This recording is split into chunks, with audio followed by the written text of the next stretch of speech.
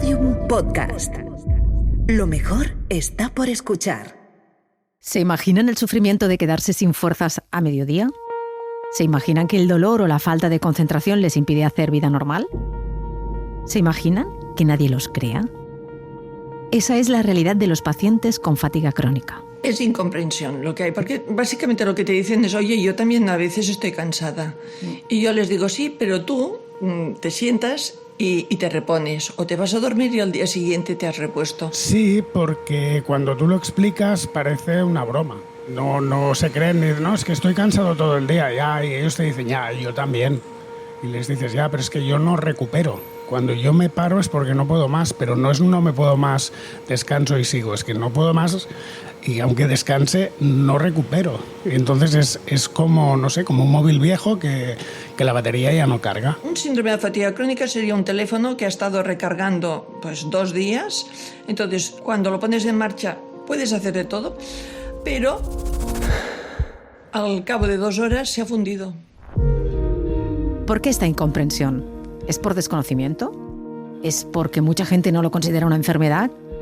De hecho, ¿es una enfermedad? La fatiga crónica es una enfermedad que durante muchos años no estaba ni siquiera reconocida. No fue hasta 1989 en que hubo un criterio científico con consenso internacional que permitió el reconocimiento de la OMS de la fatiga crónica como una entidad clínica, como una enfermedad absolutamente establecida, codificada, y el reconocimiento tanto social como médico de la enfermedad no ha sido fácil y aún no está realizado de forma normalizada, porque es una entidad que no tiene marcadores. Al no tener marcadores hay quien puede dudar incluso de su existencia cuando no debería ser así.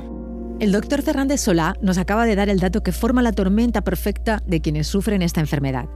Incapacidad, falta de reconocimiento médico y social, que se traduce en incomprensión y soledad para quienes la padecen. Soy Lourdes Lancho y hoy en Consulta Abierta vamos a hablar del síndrome de fatiga crónica. Todos nos cansamos, a veces incluso pasamos temporadas en las que nos cuesta más seguir el ritmo, pero ¿cuándo suenan las alarmas? ¿Cuándo debemos pensar que es algo más que un bajón? Consulta Abierta, un podcast producido por Podium Podcast para Portal Clínic. Portal Clínic es un proyecto de Hospital Clínic Barcelona y la Fundación BBVA.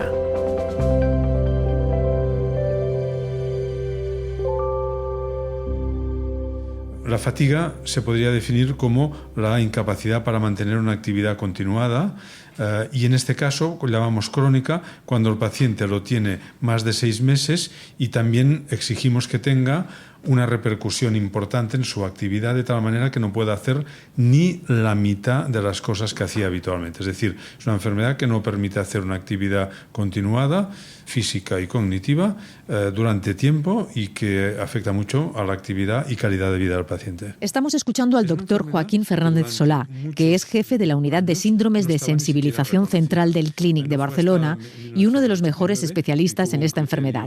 En el Clínic tienen un equipo de atención integral a la fatiga crónica y la fibromialgia. Pero, como destaca el doctor, lo más importante es la detección en la atención primaria. La base del manejo de esta enfermedad está en medicina primaria, porque es el médico que está al lado del paciente la mayor parte del tiempo. Desde el año 2014, aquí en Cataluña, se ha creado un programa de atención a todas las enfermedades de sensibilización central, entre las cuales la principal está la fatiga crónica, además de la fibromialgia, que van muy juntas, y tenemos un programa de atención integral, que es un programa que actúa sobre todo al inicio de la enfermedad. ¿Y si se diagnostica qué? ¿Tiene cura la fatiga crónica? Es una enfermedad muy seria, no es degenerativa, pero no se cura y cuesta mucho mejorar. El paciente y nosotros tenemos que hacer mucho esfuerzo para mejorar la situación de global. Y en el futuro creo que hay que entender que el paciente que se adapte bien y que afronte bien puede sobreponerse a la enfermedad. La adaptación del paciente, eso ya veremos cómo es algo fundamental para quienes padecen esta enfermedad. Sentir que no eres un bicho raro, que no estás sola en el mundo, que no te lo estás inventando. Yo cuando era pequeña estaba convencida de que me habían bajado de un platillo volante porque no había nadie que fuera como yo, no encontraba a nadie, ¿no? Y me sentía como muy rara. Y lo recuerdo, entrar en la asociación y encontrarme que eran los de mi tribu, porque todo lo que a mí me pasaba les pasaba a ellas. Y entonces es decir, no soy rara, es normal. Es decir, hay gente que está pasando exactamente por lo mismo. Ella es Cristina Montané y nos recibe en su casa de Barcelona. Hola, ¿qué tal? Muy bien, gracias. Tiene 3 hijos ya mayores. Nos cita por la mañana, que es cuando suele estar mejor y cuando programa las actividades que tenga durante ese día, porque por la tarde tiene que descansar. Yo soy de mañanas. Hay gente que es más de tardes, pero yo soy de mañanas. Nos sentamos en el comedor tomando un café para charlar un rato. ¿Quieres leche? Sí, un poquito. Una vez ya han conseguido un diagnóstico, ¿qué es lo que sienten los pacientes? Muchas veces llevan años dando tumbos, explicando sus síntomas e intentando que se reconozca su imposibilidad para hacer una vida normal. Yo de toda la vida tenía muy poca energía, enseguida me cansaba, pero las niñas, ¿vale?, que tienen poca energía, pues está bien visto. Son niñas quietecitas, que leen mucho, que, bueno, pues estorba un poco. En el caso de Cristina, solo se dio cuenta que algo raro le pasaba cuando su vida dio un cambio importante. Cuando yo me doy cuenta, que soy consciente, es a partir de que quedo embarazada del primer hijo. Y durante el embarazo tengo la energía que tienen las demás personas. Y entonces aquí sí que es cuando digo, ups, qué diferencia. Y esto pasa también en enfermedades autoinmunes que durante el embarazo hacen como una remisión. Y cuando tuve mi primer hijo, entonces fue todo al contrario. Entonces, como me tenía que adaptar a sus ritmos y no podía seguir adaptándome al mío, que es como había vivido hasta entonces, cuando yo estaba cansada, pues paraba. Cuando tienes un bebito, no, tienes que cumplir con su horario, sus necesidades. Y aquí es cuando colapsé. Aún así, me costó entenderlo. Tuve 2 hijos más y acabé entonces ya con hospitalizaciones porque estaba realmente muy, muy débil. Entonces te empezaste supongo que a buscar qué te pasaba, ¿no? A encontrar una respuesta. Pues sí, vas de médico en médico, te dicen esto puede ser de, yo qué sé, hígado, puede ser riñón, te van pasando de uno al otro, todo el mundo te hace pruebas, nadie encuentra nada. Y yo tuve la suerte de leer un artículo que explicaban el síndrome de fatiga crónica. Entonces fui a mi médica de primaria, entonces me derivaron a la que me tocaba por zona y los médicos del Hospital Clínic, que es donde me toca, confirmaron el diagnóstico. El síndrome de fatiga crónica está considerado una enfermedad de género porque afecta entre 10 y 20 veces más a mujeres que a hombres. Esta es una enfermedad femenina que además no tiene una sintomatología marcada.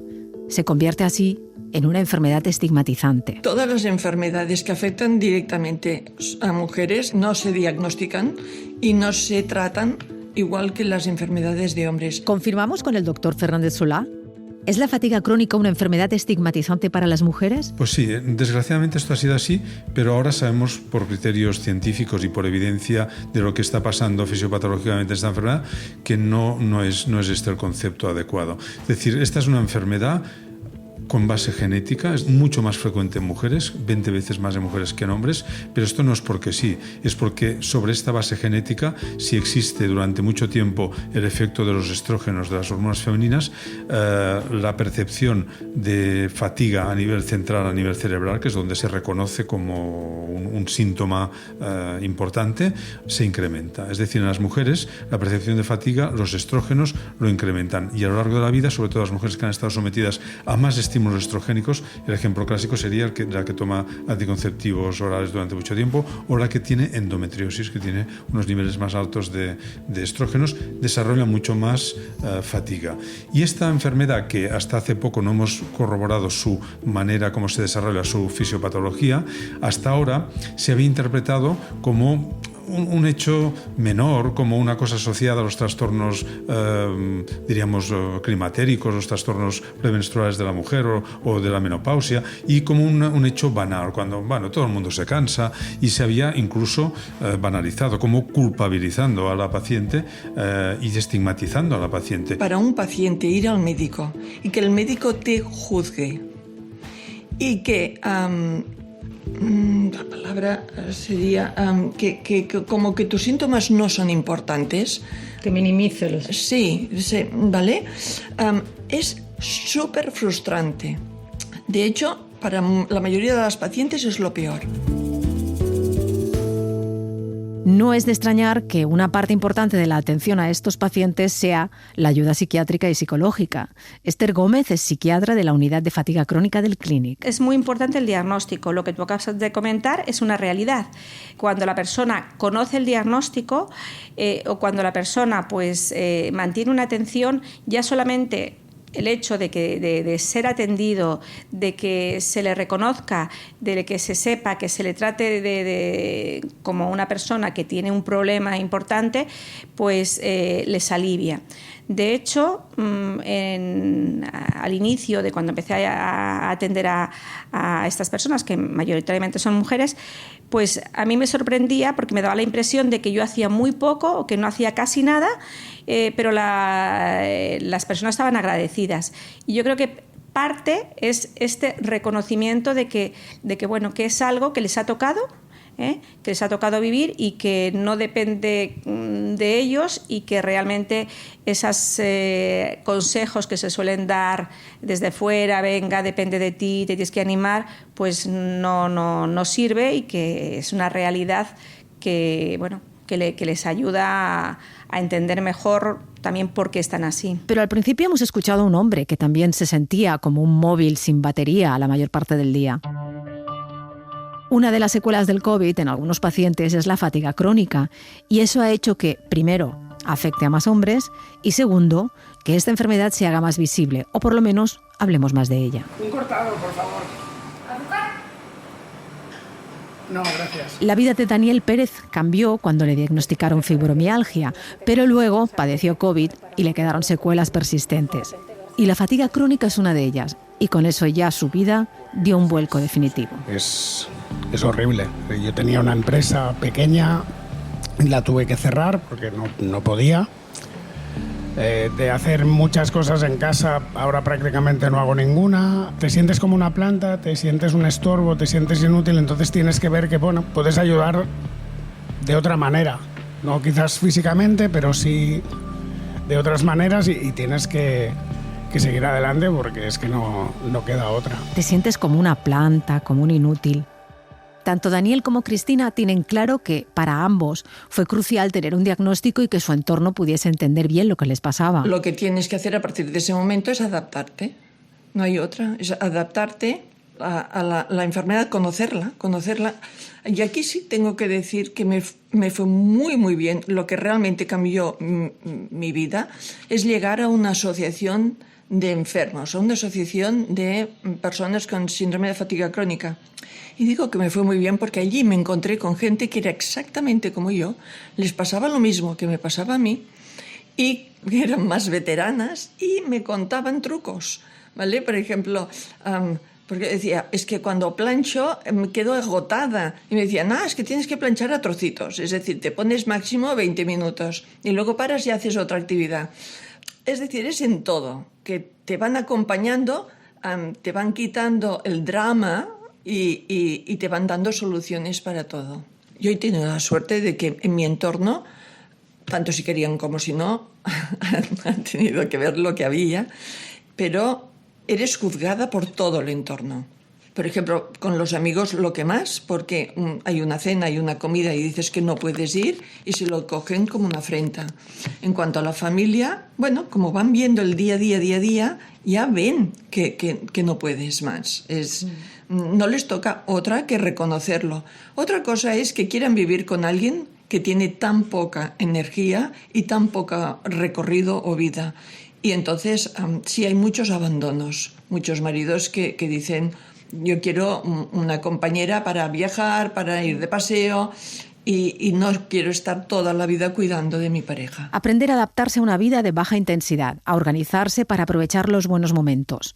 Que tu entorno lo entienda y se adapte. Una vez desencadenada la enfermedad hay una fase de estabilización que puede ser de meses, incluso a veces algún año, en que el paciente tiene que afrontar lo que le supone la fatiga, lo que le llamamos el duelo, la pérdida funcional. Es decir, si un paciente, por el motivo que sea, en este caso por fatiga crónica, pierde como mínimo un 50%, que sería el caso más leve de fatiga crónica, le cambia la vida. No puede trabajar, no puede hacer las mismas actividades que hacía con sus hijos, no puede salir de noche como hacía, no puede ir a un viaje, y no hace falta decir si tiene un grado más incrementado de fatiga, que no puede hacer ni un 30% o ni un 20%, está prácticamente invalidada en casa, sin poder salir y sin poder hacer la mayor parte de actividades. Muchas de estas pacientes pierden su relación social, pierden su trabajo, pierden sus ingresos, pierden la posibilidad de tener relaciones sexuales en edades relativamente jóvenes. Es decir, que es un trastorno grave de la funcionalidad del paciente y es una repercusión importantísima de la calidad de vida. Aceptar que tu vida no volverá a ser igual. No te queda otra opción que organizarte y readaptarte. Ángel Fernández es el fisioterapeuta de la unidad de fatiga crónica. A ver, ¿un fisio ayudando a organizar la vida? Al principio a las pacientes también les extraña. Bueno, yo me he llegado a encontrar, y es totalmente normal y lo comprendo perfectamente, pacientes que nada más llegar dicen, ¿qué vengo a hacer aquí?, ¿no? Es decir, me han dicho que vengo a hacer ejercicio, pero yo ya he probado a hacer ejercicio. Yo no sé esto para qué me va a servir si anteriormente no me ha servido para nada, sino todo lo contrario, he empeorado. Y claro, eso es lo más difícil de plantear desde un principio, ¿no? Porque tú como profesional, ese es tu objetivo. Pero esa reticencia, esa barrera que en un principio el paciente te plantea, es algo difícil de superar. En este caso, el síndrome de fatiga crónica, el problema que tiene es que muchas veces el propio paciente no acaba de saber controlar qué hacer o qué no hacer para mejorar. Nos encontramos con pacientes que directamente han renunciado a hacer cualquier cosa, o con pacientes que todo lo contrario, que dicen, yo aunque acabe fatal a lo largo del día, yo no quiero renunciar a hacer esto. Lo primero es gestionar bien el día a día, ¿no? El intentar conseguir que tengan un buen fraccionamiento de la actividad, que tengan una buena planificación de actividades diarias, y a partir de ahí yo diseñé en su día una pauta de ejercicio que, como digo, lo que hace es trabajar todas las capacidades físicas que todos como personas tenemos, ¿no? Y hay una serie de pautas de ejercicios que pues incluyen todos estos ejercicios. Ya hemos visto cómo tener un diagnóstico, pese a que no signifique curarse, es todo un alivio. También nos han contado Daniel y Cristina lo importante que fue encontrarse con personas que, como ellos, sufren fatiga crónica para sentirse comprendidos. Falta ahora otra dificultad que superar, que muchas veces supone una nueva victimización. Enfrentarse a la administración y que se le reconozca su incapacidad para hacer vida normal. O sea, para trabajar. La gente cree que los pacientes con fibromialgia y síndrome de fatiga crónica lo único que quieren es dejar de trabajar, y es lo último que quiere cualquier persona. Yo siempre aconsejo a todo el mundo que, si pueden, consigan una reducción de jornada. Lo que pasa es que una reducción de jornada es una reducción de sueldo y no todo el mundo lo puede hacer, porque la ilusión está en hacer el trabajo, lo que no hay es la energía para hacerlo. Es evidente que en todos los trabajos que son físicos esto no se puede dar, y entonces esta gente necesita una cobertura. Una baja. Bajas, bueno, sí. De larga duración. Sí, sí. Es que en muchos casos está la doble victimización de las pacientes, que pasan un calvario hasta que les diagnostican, pero pasan luego un calvario administrativo hasta que les aceptan esa incapacidad, si es que se la aceptan. Sí, muchísimas veces se tiene que pasar por juicios. Esto provoca un estrés en las personas enfermas brutal. Y además a nivel de seguridad social... No de los hospitales, sino para las largas enfermedades y las discapacidades y todo esto, pues pasan olímpicamente. No hay ayudas, ¿no? No hay ayudas. Yo, de hecho, en enero tengo un juicio con la Seguridad Social, porque cuando fui al Tribunal Médico a los 2 años me dijeron que estaba perfecto. Cuando llevaba todos los informes que me decían que es lo que yo sé, que no puedo trabajar, pero claro... Como físicamente tampoco, si no te fijas, no se nota, pues a ellos les da igual. Hay personas que están investigando para encontrar una cura a esta enfermedad incapacitante, una enfermedad que va contra el signo de los tiempos, en que si no eres productivo, no vales. Incluso algunos médicos la cuestionan. El doctor Joaquín Fernández Solá lo sabe muy bien, por eso acabamos con sus reflexiones. Ojalá lleguen a muchos que todavía no entienden lo que significa no tener energías para vivir. Simplemente normalizar la enfermedad. A nivel científico aún nos queda mucho. Nos queda mucho porque realmente, a pesar de que hace ya 25 años de reconocimiento por la OMS de esta enfermedad, no se ha llegado a normalizar, y pasa lo siguiente, que quienes nos dedicamos estamos ya pues habituados al control de este tipo de paciente, a los síntomas y a ayudarle, pero los que no se dedican siguen sin considerar la enfermedad. Necesitamos recapacitar sobre esto y hacer un afrontamiento social, porque es necesario normalizarlas y que la gente entienda que hay algunos ciudadanos, sobre todo mujeres, que no pueden hacer una actividad normal y no es culpa suya.